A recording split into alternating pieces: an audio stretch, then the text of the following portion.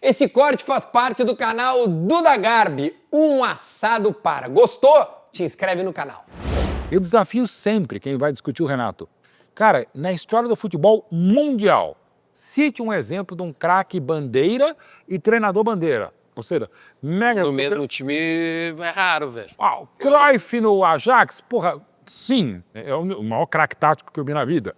Puta treinador seria também no Barcelona. Mas, por exemplo, o Cruyff do Barcelona não é tão multicampeão. Como jogador, como treinador, sim. O tetra espanhol, Dream Team do Barcelona, de 88 a 92. O Luiz Henrique jogou... Cara, mas... Tu foi treinador do Barcelona? Não, também não. Mas Ele joga nos dois. Ele joga... Não, pega o Zidane. O Zidane. Não, o Zidane ok. Mas o Zidane, sim, tricampeão da Champions. Você não tinha dentro do Bayern do Munique de 76, ok. E é o maior jogador francês. Mas o Real, e o jogador mais elegante que eu vi na vida. Ele não é o maior da história do Real, nem perto. Nem perto. O Renato, e o Renato... Desde Stefano, acho, antes dele. Você só pode discutir o Renato porque tem um outro monstro sagrado que é o Filipão. Mas assim, o Renato é a maior bandeira como jogador de um clube que teve, para mim, o maior craque gaúcho, o maior nascido, que é o Ronaldinho. Mas o Ronaldinho, até pela maneira como ele sai em 2001 e como ele não volta... Depois, com as caixas de som lá montadas em 2010, não adianta ter esse desgaste. Mas assim, o Falcão catarinense... Eu falei com um beijo pro Falcão, falei com ele hoje de manhã, coincidentemente. Então você tem o Falcão catarinense gauchíssimo, mas assim, o Falcão, eu falei do Zidane, é o jogador mais elegante. No Brasil, para mim, o mais elegante da história foi o Falcão. Sou muito fã do Falcão. Até pela amizade, companheirismo e tal, colega de trabalho que foi. Mas o Falcão é foda. Mas como o Renato, cara, não tem que ter uma estátua, devia ter várias estátuas. Mas tu acha que o Renato tá tendo esse reconhecimento por causa do Mundial? Porque assim, o gremista... É que assim, tem vários gremistas, tá? Tem. De novo, eu não represento o Grêmio e nem a torcida do Grêmio. Eu represento eu tô fazendo uma leitura. Fazendo a leitura, eu vejo gremistas que idolatram. Eu sou um deles, eu idolatro o Renato. Demais. Mas eu não sou cego. Eu sei que ele tem erros como técnico. E todo mundo tem, pô. Mas tem caras que acham que ele não é um bom técnico. Eu acho que ele é um bom técnico que teve erros. Tem gente que não acha ele um bom técnico. Então, mas eu tô vendo um deslumbramento em cima do Renato agora, coisa que o gremista já sabe, cara. Eu já conhecia. Hashtag eu já sabia. Entendeu? Eu vou contar uma história de uma pessoa que é suspeita, você vai entender porque é suspeita entre aspas. 2006, tomando um café. 2006. Tá. Um cara que eu sempre adorava. Antes de o conhecer, passei a gostar ainda mais dele e pela família, sou apaixonado, que é o Valdir Espinosa, tio da minha queridíssima Tainá Espinosa. Exato. Companheiro de TNT e do Bahia. Bom. Um beijo para a Tainá. Beijo, Tainá, maravilhoso. Aí estamos lá em 2006, tal, tomando café. Ele estava dirigindo a Portuguesa, o Espinosa. Sei lá que momento do papo. Aí eu falo do Renato. E o Renato? Já estava começando a carreira um pouco mais sólida, né? Aí ele conta a história. Pois é, o Renato é muito engraçado, né? Eles são meus parceiros desde 83, né? Então, o Renato, quando ele, naquela loucura, o Fluminense para cair, acabou caindo, mas depois teve o escândalo do Ives Mendes e tal, e o Fluminense ficou, mas para cair de novo no Brasileiro de 97, o Renato assumiu o Fluminense não, como jogador, treinador, né? Batagada e tal, enfim, e ainda jogaria até 99 pelo Bangu, o Renato. Aí, naquele desespero, o Renato liga pro Espinosa. O Espinosa estava no Corinthians. Valdir, me ajuda aí. Como é que dá treino? Tá no... É sério. Aí o Valdir falou, não, vamos fazer o seguinte, a gente se encontra no Porcão lá no Rio, grande churrascaria, não tão maravilhosa como essa, mas lá no Rio, onde eles iam sempre, né? O Espinosa e o Renato. E aí vamos lá, vamos chegar mais cedo, a gente pega a nossa mesa lá no cantinho e tal, e trocamos uma ideia e tal. Aí chega lá, chega cedinho, se não me engano era até antes do meio-dia, senta, aí o Valdir pega lá um guardanapo, não, bifiante, um guardanapo. Fala, ó, Renato, é assim, ó, para treinar, para preparar um treino, elaborar uma semana de treinamento, um planejamento, você faz assim. Aí, palavras do Valdir. Eu nunca chequei essa história com o Renato, mas tenho certeza que é por aí mesmo. O Valdir vira e fala, bom, faz assim, não sei o que lá, o Renato ouvindo, diz o Espinosa, dá 5 minutos, o Renato fala, ô, Valdir, vou pedir um bife Ed, porque tá muito chato isso aí. Vamos fazer de qualquer jeito. Tá bom, ok.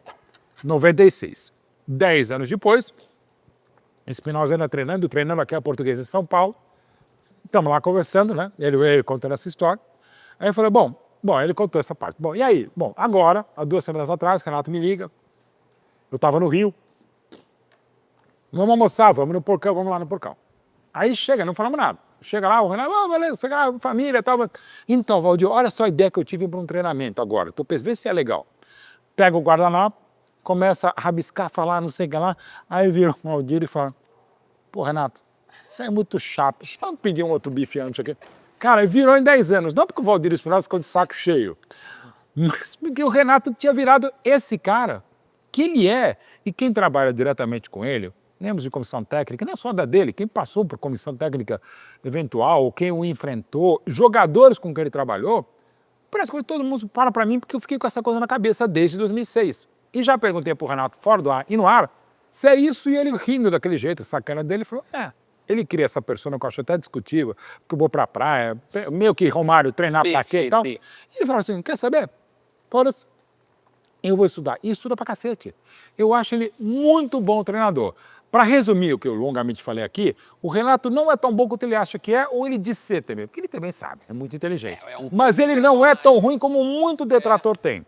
E alguns detratores tem porque tem clubismo, tem bairrismo, eixo do mal contra o sul, porque no time deles ele não foi tão bem, ou até foi bem, mas não ganhou.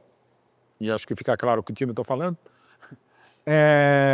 Ou não ganhou tudo que podia ter ganhado. Enfim. Porque o cara escorregou. Porque o cara escorregou.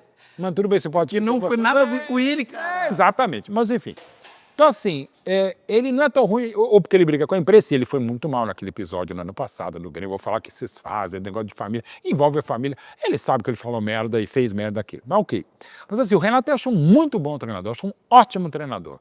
E eu fico feliz porque eu só acho, até em nome das pessoas que gostam de estudar, que se esforçam para estudar, e eu também como professor de jornalismo, e num país deplorável pela falta de instrução, de educação, e sobretudo respeito a quem estuda, respeito aos professores, e o Renato podia fazer até o que tem feito. Ele tem tirado essa parte, essa persona dele, do não precisa estudar, tal. Ele estuda pra cacete, ele treina pra cacete, tem uma ótima visão tática, demonstrada sim na baita atuação contra a Inter e também contra o Borussia Dortmund na primeira rodada da Copa. E depois do jogo da Inter, ele deixou claro que ele estudou.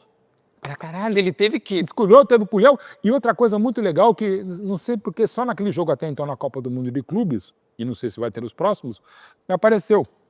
De aquele papo lá no cooling break, né? Na parada, no pit stop hidráulico, que ele falando com os jogadores, aí o Thiago Silva pede a palavra, falou, vou fazer um 5-4-1, Arias, que pra mim até agora é o craque da Copa do Mundo, fica lá na frente, o Everaldo, você volta pra marcar. Lima se colocou à disposição de... Isso que eu faço, tá? Cara, isso é uma coisa que falta demais ao futebol. E isso era uma coisa que tinha muito. Por exemplo, na Copa de 70, um caso clássico de um dos outros livros que eu estou ajudando a escrever, que é o do Clodoaldo, o Brasil e o Uruguai, o Brasil não jogando nada no primeiro tempo, 1-0 para o Uruguai, semifinal da Copa de 70, no Jalisco. O Gerson, no meio do jogo, vira para o banco de reserva da CLC e fala, Zé. O Gerson chamava o Zagallo de Zé. Tinha jogado juntos, tal, tinha intimidade. Zé, eu vou trocar com o Corró. O Corró vai sair mais e eu vou ficar um pouquinho menos, porque eu estou sendo muito marcado pelo espárrago, se eu não me engano, e o Clodoaldo fica com liberdade. E foi assim que o Brasil empatou a bola do Clodoaldo. Então stop pro Clodoaldo e depois a gente virou lá o gol do Jairzinho, o gol do Pelé e a jogada do Rivelino e a jogada do Pelé contra o Mazurca. Então assim, na época você tinha jogadores que tinham essa visão de jogo como o Thiago Silva tem agora, que é da mesma época, brincando, não, Thiago... Ele parece que é dessa época. Né? Mas enfim, mas tudo bem. O jogador ter essa noção, virar para o treinador aceitar. O que, lamentavelmente, o Zagallo já não fez na primeira Copa da Alemanha em 74. Quando ele se fechou, não aceitava a sugestão, e ok. Mas é o que falta, às vezes, ao futebol brasileiro e mundial, é o jogador ter personalidade e falar, professor, ou falar, não, eu fico aqui, você vai lá, o Lima se oferece. É esse tipo de conversa, essa charla que às vezes falta ao futebol. Cara, sabe que eu ouço, como eu sou bem informado de Grêmio, eu ouço falar que isso no Grêmio acontecia de forma corriqueira. Tanto que tem uma história clássica que o Grêmio e Real Madrid, de 17? De 17, o Renato abre na preleção e pergunta como vocês querem jogar. Deus do caralho. E aí os caras falam assim, vamos marcar eles em cima e nós vamos surpreender.